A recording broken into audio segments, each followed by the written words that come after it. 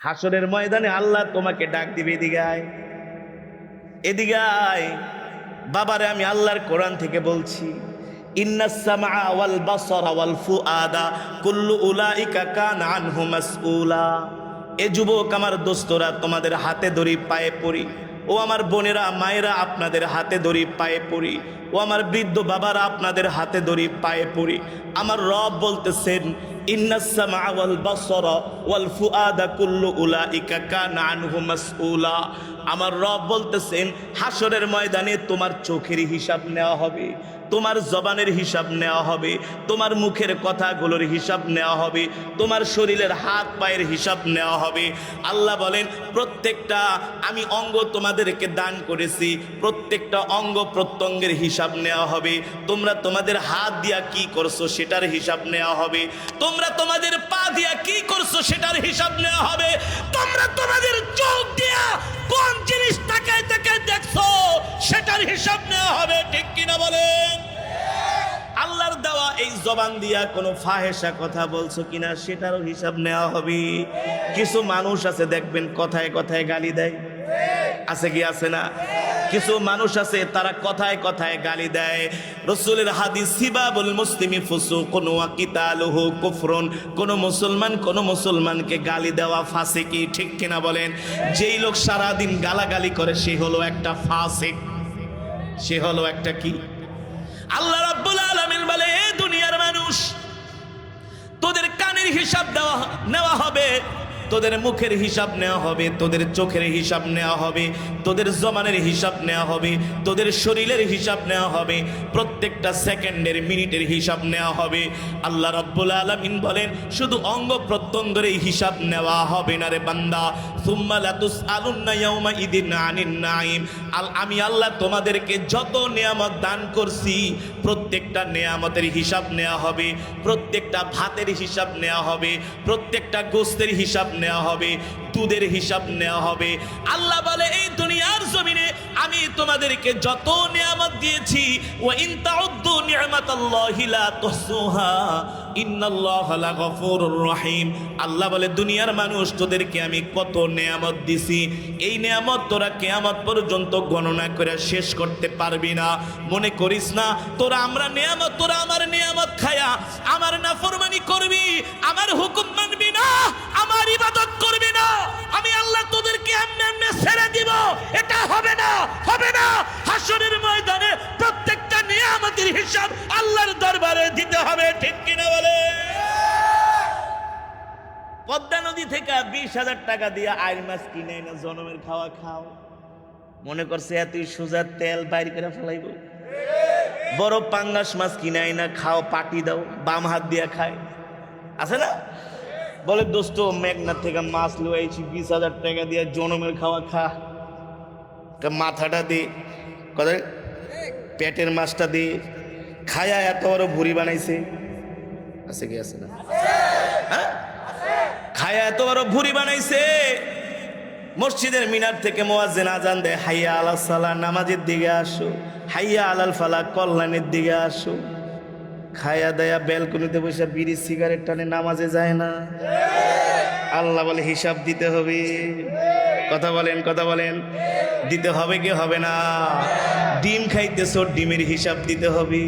এই ডিম তুমি বানাও নাই, এই ডিম বানাইছে কি? মুরগির পেট থেকে কত সুন্দর করে প্যাকেটিং করে আল্লাহ একটা ডিম বাইর করছে। ঠিক কিনা বলেন? বিজ্ঞানীরা বলেছে একটা ডিমের উপরে 70,000 আবরণ থাকে। কত হাজার? ওই ডিমের আবরণটা প্লাস্টিক দিয়া বানাইছে, নাকি লোহা দিয়া বানাইছে, নাকি তামা দিয়া বানাইছে, নাকি মাটি দিয়া বানাইছে? গবেষণা করে বের করতে পারছো? পারবা না। আল্লাহ বলে, এগুলা হলো আমার কুদরত, আমি আল্লাহ তোমাদেরকে রিজিক হিসাবে দান করছি। আল্লাহু আকবার। শুধু মনে করতে পারেন, হুজুর যারা নামাজ পড়ে না, রোজা রাখে না, তাদের কি হিসাব নেওয়া হবে? তাদেরও নেওয়া হবে। যারা নামাজ পড়ে তাদেরও নেওয়া হবে। এত সোজা না। সবার থেকে আল্লাহ তাআলা হিসাব নিবে হাসরের ময়দানে। সুবহানাল্লাহ বলেন, আরো জোরে সুবহানাল্লাহ বলেন। কাচ্চি বিরিয়ানি খাও, বড় বড় খাসি কিনা, ঠিক না, মজা করে খাও। আল্লাহ বলে, প্রত্যেকটা নিয়ামতের হিসাব আমি আল্লাহ কড়ায় গন্ডায় নিব। আল্লাহর নবী রাহমাতুল লিল আলামিন, বুখারীর বর্ণনায় আসছে আল্লাহর নবী 3 দিন পর্যন্ত কিছু খায় না। কয়দিন? জোরে বলেন, কয়দিন? নবী 3 দিন পর্যন্ত কিছু খায় না। বুখারীর বর্ণনা। যিনি হলেন দোজাহানের বাদশা, সাইয়্যিদুল মুরসালিন, খাতামুন নবিয়্যিন, আল্লাহু আকবার। ক্ষুধার যন্ত্রণায় 3 দিন পরে নবী আর ঘরে থাকতে পারলেন না, পাগলের মতো ঘর থেকে বের হয়ে গেছে। রাস্তা দিয়া ক্ষুধার যন্ত্রণায় নবী হাঁটতেছে। রাহমাতুল লিল আলামিন বলে, আমি ক্ষুধার যন্ত্রণায় রাস্তা দিয়া হাঁটতেছি, দিক বিদিক হারায় ফেলছি ক্ষুধার যন্ত্রণায়। এমন হয় কি হয় না? নবীজি এতটা ক্ষুধার্ত, নবীজি বলেন আমার শরীর কাঁপতেছে ক্ষুধার যন্ত্রণায়। এ যত শক্তিশালী মানুষ হোক, ক্ষুধা লাগলে আর মাথার কোনো কিছু কাজ করে নাকি? যখন ক্ষুধা লাগে মানুষ বুঝে ক্ষুধার তীব্র যন্ত্রণা কাকে বলে, কাকে বলে। আল্লাহ নবী রাহমাতুল লিল আলামিন ক্ষুধার যন্ত্রণায় ঘর থেকে বের হয়ে গেলেন। 3 দিন পর্যন্ত ঘরে খাবার নাই। সাইয়েদনা আবু বকর দৌড়ে বাড়িতে গেলেন, যা বললেন, ও মা আয়েশা, আনা জাইউন জিদ্দান, আয়েশা রে ঘরে কোনো খাবার আছে নাকি? আমি অনেক ক্ষুধার্ত। আম্মা জান আয়েশা রাদিয়াল্লাহু তাআলা আনহা বলেন, আব্বা জান ঘরে কোনো খাবার নাই। সাইয়েদনা আবু বকর ঘরে খাবার না পায়া তিনিও রাস্তায় রাস্তায় ক্ষুধার যন্ত্রণায় ঘুরতেছে। একটু পরে হযরত ওমরের সাথেও দেখা। পৃথিবীর শ্রেষ্ঠ মানুষগুলো, জান্নাতি মানুষগুলো 3 দিন পর্যন্ত কিছু খায় না। আমার নবী কত কষ্ট করেছেন দিনের জন্য। আমার নবীর কষ্টের বিনিময়ে আজকে আমরা আরামে থাকতেছি, খাইতেছি, শুধু নবীর দোয়ার কারণে। আল্লাহর নবী যদি আমাদের জন্য দোয়া না করতেন, আমরা যত নাফরমানি করি আল্লাহর সাথে সাথে সাথে আমাদেরকে আযাব দিয়ে আল্লাহ ধ্বংস করে দিতেন। শুধু রাহমাতুল লিল আলামিন দোয়ার বরকতে আল্লাহ আমাদেরকে টিকায় রাখছেন। এবার রাস্তার মধ্যে সাইয়েদনা আবু বকরের সাথে আল্লাহর নবীর সাক্ষাৎ হয়ে গেল। আল্লাহর নবী আবু বকরকে জিজ্ঞেস করে, আবু বকর রাস্তায় ঘুরতেছেন কারণ কি? সাইয়েদনা আবু বকর তার জামা মোবারক উঠে আল্লাহর নবীকে দেখাচ্ছেন, ওগো নবীজি, ক্ষুধার যন্ত্রণায় আর ঘরে থাকতে পারলাম না, ক্ষুধার যন্ত্রণায় ঘর থেকে বের হয়ে আসছি, ঘরে কোনো খাবারও নাই। আল্লাহর নবী সাইয়েদনা ওমরকে ডাক দেয়া বলতেছে, ওমর আপনি কেন ঘর থেকে বের হয়ে আসছেন? সাইয়েদনা ওমর বলে, ওগো নবীজি, বাড়িতে গেছিলাম খাবার জন্য, ঘরে কোনো খাবার নাই, ক্ষুধার যন্ত্রণায় রাস্তা দিয়ে হাঁটতেছি। আল্লাহর নবী 2 জন সাহাবীর হাত ধইরা বলে, চলেন চলেন দেখি আল্লাহ আমাদের ভাগ্যে কিছু রেখেছেন নাকি। এই কথা বলে আল্লাহর নবী একজন মদিনার আনসারী সাহাবীর বাড়িতে গেলেন। বাড়িতে যাওয়ার পরে ওই আনসারী সাহাবীর স্ত্রী ঘরের দরজা খুলে দিলেন।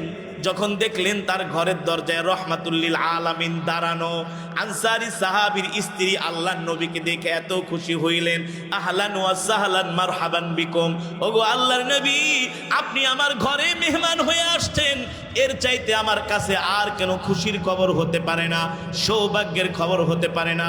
ওগো নবীজি, আসেন আসেন আসেন। এবার আল্লাহর নবী রাহমাতুল লিল আলামিন সাইয়েদনা আবু বকর ওমরকে 3 জনকে নিয়ে ঘরের মধ্যে বসালেন। সাথে সাথে 1 পেয়ালা দুধ এনে দিলেন, কিছু খেজুর এনে দিলেন। আল্লাহর নবী নিজের হাত দিয়ে সাইয়েদনা আবু বকরকে বললেন, আবু বকর আপনি খেজুর খান, ওমর আপনিও খান। এবার আল্লাহর নবী নিজেও খেজুর খাচ্ছেন। 1 পেয়ালা দুধ 3 জন ভাগাভাগি করে খেলেন। খেজুর আর দুধ খাওয়ার পরে নবীজির ক্ষুধা কিছুটা নিবারণ হয়েছে। এবার সাহাবী দৌড়াইয়া বকরি জবাই করার জন্য ছুরি নিয়া তার ঘরের মধ্যে, বকরির ঘরের মধ্যে ঢুকে গেলেন। আল্লাহর নবী ক্ষুধার্ত অবস্থায় যখন বকরি ডাকতেছে, আল্লাহর নবী ওই আনসারী সাহাবীকে ডাক দিয়া বলে, এ সাবধান, যেই বকরি বাচ্চা দেয় ওই বকরিকে জবাই করো না। সাহাবী ডাক দিয়া বলে, ওগো আল্লাহর নবী, শুধু বকরি না, বকরি না, আপনার মেহমানদারির জন্য যদি আমার কলিজা কাইটা দিতে হয় সে তো আমি রাজি আছি। আপনি আমার বাড়িতে মেহমান হয়ে আসছেন। এই কথা বলে ওই সাহাবী একটা বকরি জবাই করলেন। বকরি জবাই করে বকরির গোশত রান্না করলেন, রুটি বানালেন, আল্লাহর নবীর সামনে এনে পেশ করা হলো। রাহমাতুল্লিল আলামিন ডাক দিয়া বলে, আবু বকর, ওমর, দেখেন আল্লাহ তাআলা আমাদের জন্য কত সুন্দর নিয়ামতের ব্যবস্থা করছে। আল্লাহু আকবার, জোরে বলেন আল্লাহু আকবার। এবার আল্লাহ নবী রাহমাতুল্লিল আলামিন সাইয়েদনা আবু বকর, সাইয়েদনা ওমর তিনজনে মিলে রুটি আর গোস্ত খাইতেছেন। যখন খাবার শেষ হয়ে গেল, এখন তিনজনেরই তৃপ্ত, ক্ষুধা শেষ। ক্ষুধা, পেট ভরলে কেমন লাগে মাশাআল্লাহ, না? এই যে রমজান আসতেছে, সারাদিন খুব ভালোই লাগে। আসরের নামাজের পর আর চলে। আমি 2 দিন আগে রোজা রাখছিলাম।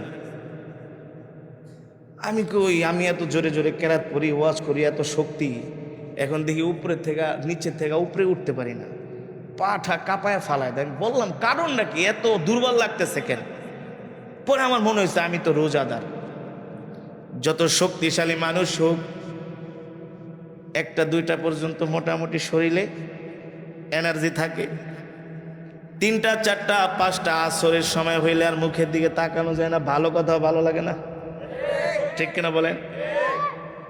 ভাই কেন আসছেন? কথা রোজা রাখছে, যাও, কথা বলতেও ভালো লাগে না, ঠিক কিনা বলেন? আর যখন ইফতারিটা করি, খাবারটা পেটে গেলে শরীরে শক্তি আসে, ঠিক কিনা বলেন?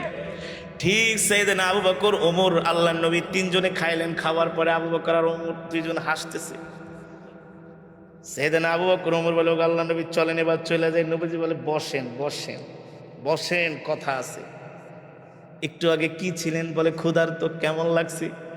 ওগো আল্লাহর নবী, এত কষ্ট লেগেছে যেটা ভাষায় প্রকাশ করতে পারবো না।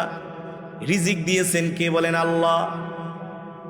এ আবু বকর, ওমর, এই যে আল্লাহ তাআলা আমাদের জন্য যেই খেজুর, যেই দুধ আর যেই খাসির গোস্ত, রুটির ব্যবস্থা করলেন, এত সুন্দর নিয়ামতের ব্যবস্থা করলেন, এই প্রত্যেকটা নিয়ামতের হিসাব আল্লাহর কাছে কিয়ামতের ময়দানে আমাদের সকলকেই দিতে হবে। রাসূলের সাহাবী আবু বকর রাদিয়াল্লাহু তাআলা আনহু বলেন, ওগো আল্লাহর নবী, যারা আল্লাহর পেয়ারা বান্দা তাদেরও কি নিয়ামতের হিসাব দিতে হবে? আল্লাহর নবী বলেন, হ্যাঁ, যারা আল্লাহর পেয়ারা বান্দা, যারা আল্লাহর হুকুম মানে, তাদেরও আল্লাহ তাআলার কাছে প্রত্যেকটা নিয়ামতের হিসাব দিতে হবে। আর যারা নাফরমান তাদেরও দিতে হবে, ঠিক কিনা বলে? যে তুমি আমার নিয়ামত খায়া কয় নামাজটা ঠিক মতো পড়ছো কিনা হিসাব নেওয়া হবে। তুমি আমার নিয়ামত খায়া ঠিক মতো রোজা রাখছো কিনা, তুমি আমার নিয়ামত খায়া ঠিক মতো আমার হুকুম, আমার গোলামি করছো কিনা, তুমি আমার নিয়ামত খায়া কি আমার কোরআনের বিরুদ্ধে কথা বলছো, তুমি আমার নিয়ামত খায়া কি তুমি ইসলামের বিরুদ্ধে কথা বলছো, তুমি আমার নিয়ামত খায়া কি আমার কোরআনের বিরুদ্ধে আইন পাশ করছো নাকি? আল্লাহ তাআলার কাছে প্রত্যেকটা জান্নাতি জাহান্নামী সবার এই হিসাব দিতে হবে, ঠিক কিনা বলি? কিন্তু আমরা এত নাফরমানি করি, আল্লাহ তাআলার সাথে এত নাফরমানি করি, যদি রব আমাদের থেকে একটা ভাতের হিসাব নেয়, এই হিসাব আমরা কোনোদিনই দিতে পারবো না, ঠিক কিনা বলেন? এ কারণে আল্লাহ রাব্বুল আলামিন বলে, দুনিয়ার মানুষ, গর্ব করিস না, অহংকার করিস না রে মানুষ। আমি আল্লাহ তোকে কত সুন্দর করে সৃষ্টি করছি, দেখ, ফি আইয়ি সূরাতিন মা শাআ রাক্কাবাক। আমি আল্লাহ যেমন করে চাইছি তেমন করে আমি আল্লাহ তোদেরকে বানাইছি। এ মানুষ, কেন তোরা আমার সাথে নাফরমানি করস? রব বলেন, ইয়া আইয়ুহাল ইনসানু মা গাররাকা বিরাব্বিকাল কারীম। এ দুনিয়ার মানুষ, পৃথিবীর এমন কোন শক্তি আছে যেই শক্তি কিনা তোদেরকে তোদের রব থেকে দূরে সরায় রাখে? অথচ আমি রবই তো তোদেরকে এত সুন্দর জীবন দান করছি, আমি রবই তো তোদেরকে সন্তান দিছি, আমি রবই তো তোদেরকে ঘর দিছি, বাড়ি দিছি, গাড়ি দিছি, নারী দিছি। তোদেরকে কিছুই ছিল না, আসছিলি 4 হাত পাও নিয়া, যাবিও 4 হাত পাও নিয়া। কথা বলেন? তাহলে আমাদের তো উচিত ছিল যে রব আমাদেরকে এত কিছু দান করছেন, সেই রবের গোলামি করা, সেই রবের ইবাদত করা, নাকি? আর মাত্র 1 দিন পরে মাহে রমজান শুরু হবে। শাহরু রমাদান আল্লাযী উনজিলা ফীহিল কুরআন। রমজান হলো আল্লাহর মাস। সুবহানাল্লাহ। রমজান কার মাস? রমজান হলো আল্লাহর মাস, রমজান হলো কোরআনের মাস। আল্লাহু আকবার। আর 1 দিন পরে আমাদের রোজা শুরু হয়ে যাবে ইনশাআল্লাহ। অথচ আমাদের মাঝে মাহে রমজান নিয়ে তেমন কোনো প্রস্তুতি নাই। অথচ সাহাবীরা রমজান মাস আসার আগে এত বেশি ইবাদত করতেন, এত বেশি ইবাদত করতেন। আল্লাহর নবী শাবান মাসের শেষে এত বেশি ইবাদত করতেন, আল্লাহর নবীর ইবাদত দেখে মনে হইতো যে একেবারে রমজানেই চলে আসছে। অথচ আমাদের রমজান নিয়ে কোনো মাথা ব্যথা নাই। আমরা কত বন্ধুকে দাওয়াত দেই, দোস্ত রাত 3টা বাজে আইসা পড়ো, 1টা বাজে আইসো, আর্জেন্টিনার খেলা আছে, ব্রাজিলের খেলা আছে, কতক্ষণ দোস্ত আইপিএল আছে, বিপিএল আছে, আইপিএল বিপিএল ঢুকাইবো ফেরেশতারা, খালি চোখ দুটা বন্ধ করো। এত সোজা না, এত সোজা না। তোমার হায়াতের মালিক তুমি না, তোমার রিজিকের মালিক তুমি না। তোমার রব যদি তোমার 2টা চোখের পাওয়ার নষ্ট করে দেয়, তোমার চোখের পাওয়ার নিয়ে নেয়, পৃথিবীর কোনো ডাক্তার তোমার চোখ ফিরায় দিতে পারবে না। গত সপ্তাহে সিরাজগঞ্জে আমি এক জায়গায় প্রোগ্রাম করেছিলাম। প্রোগ্রামের যিনি প্রধান অতিথি ছিলেন তিনি একজন আমেরিকার ডাক্তার। তিনি আমেরিকায় ডাক্তারি করে। তিনি আমার অনেক বড় ভক্ত। বলে, হুজুর, আমেরিকায় থাইকা আপনার কোরআন তেলাওয়াত শুনা মনে হয় যে আমি প্রাণ ফিরা পাই। যখন রাস্তায় বের হই তখন কোরআন তেলাওয়াত শুনলে আর আমেরিকার রাস্তাঘাটের দিকে আমার তাকাইতে মন চায় না। হুজুর, আমি অসুস্থ ছিলাম, 3টা মাস কোরআন তেলাওয়াত শুনে আমি সুস্থ হয়ে গেছি। পরে আমি ওই ডাক্তারের সামনে বয়ান করতেছি। আমি বললাম, ডাক্তার সাহেব, আলাম নাজআল্লাহু আইনাইন, আল্লাহ বলে, বান্দা আমি আল্লাহ তোমাকে 2টা চোখ দান করছি। ডাক্তার সাহেব, আপনি বলেন, আপনি তো অনেক বড় ডাক্তার, রব যদি আমাদের চোখের পাওয়ার, চোখের আলো নিয়ে নেয়, তাহলে পৃথিবীর কোনো ডাক্তার কি আমাদের চোখের আলো ফিরায় দিতে পারবে কিনা? ডাক্তার বলে, হুজুর, পৃথিবীর কোনো ডাক্তারের ক্ষমতা নাই চোখের আলো ফিরিয়ে দেওয়ার, ঠিক কিনা বলি? ওয়ালিসানা ওয়া শাফাতাইন, রব বলে, আমি আল্লাহ তোমাদেরকে 2টা ঠোঁট দিছি, একটা জিহ্বা দিছি, ঠিক কিনা বলেন? আল্লাহ তাআলা যদি আমাদের এই জবানটাকে বন্ধ করে দেয়, পৃথিবীর কোনো ডাক্তারের ক্ষমতা নেই আমাদের জবান ফিরায় দেওয়ার। ঢাকার শহরে একজন এমপি আছে, হাজী সেলিম সাহেব। আগে তিনি কথা বলতে পারতেন, এখন কথা বলতে পারে না, ঠিক কিনা বলেন? তিনি তো হাজার হাজার কোটি টাকার মালিক। যদি ডাক্তার দিয়া জবান ফিরে আনা যায়, তো তাহলে হাজী সেলিম বোবার মতো থাকতো না? থাকতো? জোরে বলেন, থাকতো? ও যুবক, আল্লাহ তাআলার দরবারে প্রত্যেকটা নিয়ামত সম্পর্কে জিজ্ঞাসা করা হবে। হাত পা অঙ্গ প্রত্যঙ্গের প্রত্যেকটা সাক্ষী দিবে হাসরের ময়দানে আমাদের বিরুদ্ধে। আলিয়াউমা নাখতিমু আলা আফওয়াহিহিম ওয়া তুকাল্লিমুনা আইদিহিম ওয়া তাশহাদু আরজুলুহুম বিমা কানু ইয়াকসিবুন। এই দুনিয়ার জমিনে যদি এই হাত দিয়া, এই পা দিয়া, এই জবান দিয়া, এই চোখ দিয়া যদি নাফরমানি করো, তোমার সাক্ষী দেওয়া লাগবে না। হাত পা সেদিন আল্লাহর কাছে সাক্ষী দিবে। বিশ্বাস হয় না? মনে করতেন কি আমার হাত আবার আমার বিরুদ্ধে সাক্ষী দিবে? হ্যাঁ, রবের কাছে সাক্ষী দিবে। আল্লাহ এই হাত দিয়া জিনা করছে, ব্যভিচার করছে, ঠিক কিনা বলেন? রাত 3টা বাজে চুরি করছে, ডাকাতি করার জন্য গেছে, সিসি ক্যামেরাও ধরা খায়নি, কোনো পুলিশও দেখে নাই। কিরামান কাতিবিনা ইয়ালামুনা মা তাফআলুন, সব রেকর্ড আছে, সব রেকর্ড। হাত পা আল্লাহর কাছে সেদিন সাক্ষী দিবে। বাঁচার কোনো উপায়? এই দুনিয়া নিয়ে আমরা কত চিন্তা করি, কত টেনশন করি, কত ভাবনা করি, কত কিছু করি, শুধু দুনিয়া দুনিয়া দুনিয়া, টাকা, অর্থ অর্থ। হাত্তা জুরতুমুল মাকাবির, রব বলতেছেন তোমাদের এই সম্পদের আকাঙ্ক্ষা, অর্থের আকাঙ্ক্ষা, টাকা পয়সা, নারী বাড়ি গাড়ির আকাঙ্ক্ষা কোনোদিন তোমাদের শেষ হবে না, যতক্ষণ না তোমাদের মুখের মধ্যে কবরের মাটি ঢুকবে। কবরের মাটি, কবরে না যাওয়ার আগে আমাদের দুনিয়ার লোভ শেষ হবে না। এ কারণে যা আছে তাই নিয়েই কি সন্তুষ্ট থাকতে হবে, আল্লাহর শুকর আদায় করতে হবে, ঠিক না ভাই? নবীজি বলছেন মানুষের আকাঙ্ক্ষা ততদিন পর্যন্ত শেষ হবে না যতক্ষণ পর্যন্ত তাকে কাফনের কাপড় পরে কবরে না ঢুকাবে। এ কারণে মৃত্যু আসার আগেই আমরা সতর্ক হয়ে যাই, সাবধান হয়ে যাই। এই দুনিয়ার কেউ আমাদের আপন না, আল্লাহ আল্লাহ রাসূল ছাড়া আমাদের কেউ আপন না। সবাই পর, গিভ এন্ড টেক, যতদিন দিবা ততদিন ভালো, দেওয়া বন্ধ করে দাও, তুমি হয়ে যাবে কালো। যতদিন তোমার টাকা থাকবে, অর্থ থাকবে, সবাই তোমার পিছনে দৌড়াবে, ঠিক কিনা বলেন?